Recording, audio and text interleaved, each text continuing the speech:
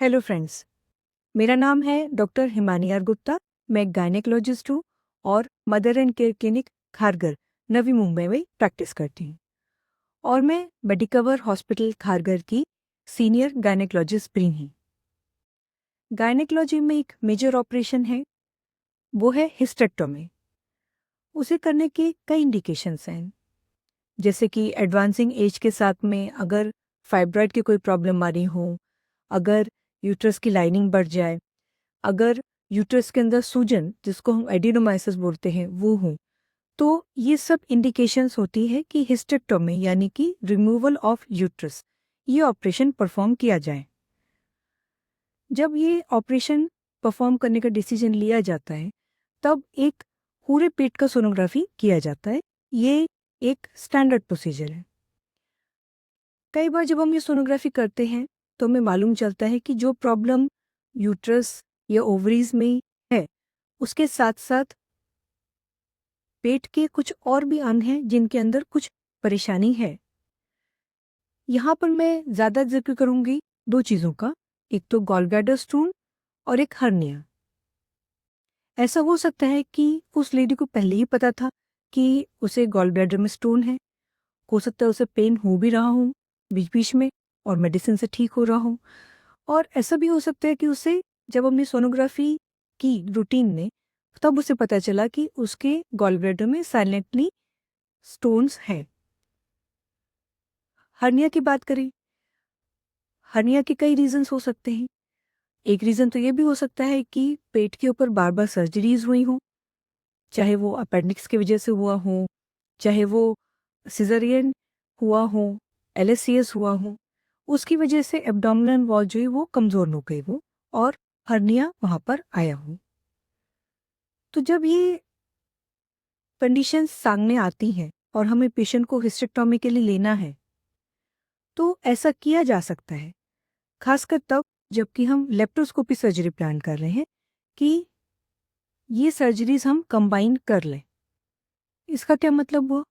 इसका मतलब ये हुआ कि जब हम लेप्रोस्कोप अंदर डालें यानी कि दूरबीन अंदर डालें पेट में, तो हम पहले गॉल ब्लैडर का ऑपरेशन करें, उसको रिमूव करें और उसके बाद जो है हम यूट्रस को रिमूव करने का सर्जरी वो हम आगे प्रोसीड करें। और अगर दूसरी कंडीशन है तो क्या कर सकते हैं? उसमें ये कर सकते हैं कि पहले लेप्रोस्कोप अंदर डालने के बाद यूट्रस के रिमूवल का ऑपरेशन कर लिया जाए और उसके बाद ये हर्निया रिपेयर वो किया जाए। ये दोनों ही ऑपरेशन करने के लिए हमें सर्जिकल टीम को भी अपने साथ में लेना पड़ता है। मतलब दो टीम काम करेगी, एक गायनेकोलॉजिकल टीम काम करेगी और एक जनरल सर्जन टीम काम करेगी और दोनों ही लेप्रोस्कोपी से ऑपरेट करेंगे।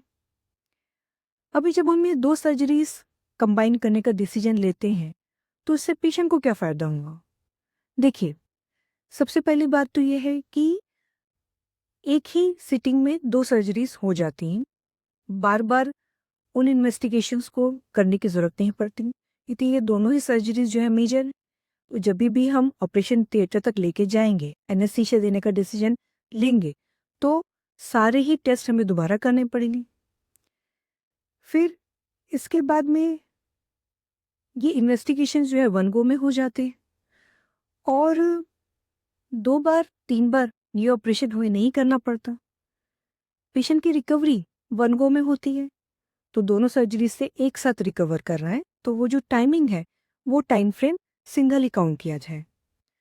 और उससे भी बड़ी बात यह है कि कॉस्ट फैक्टर ये भी तो कंसिडरेशन के लिए है। चाहे पेशेंट अपने पॉकेट से पे कर रहा है और चाहे उसका इंश्योरेंस है या वो गवर्नमेंट की तरफ से एम्प्लॉय है, जैसा भी उसका पेमेंट का ऑप्शन है, सब जगह पे ये कॉस्ट को भी सेव करता है। तो अगर इस तरह की कोई कंडीशन सामने आती है, चाहे वो पहले से डायग्नोस्ड है और साथ में हिस्टेक्टोमी करने का डिसीजन लिया जा रहा है, या जब हम हिस्टेक्टोमी करने के लिए इन्वेस्टिगेशन कर रहे हैं तब ये इंसिडेंटल फाइंडिंग हमारे सामने आती है, तो ये फैक्टर को हम कंसिडर कर सकते हैं और उन दोनों सर्जरीज को कंबाइन करके हम पेशेंट के लिए लाइफ को बहुत आसान बना सकते हैं।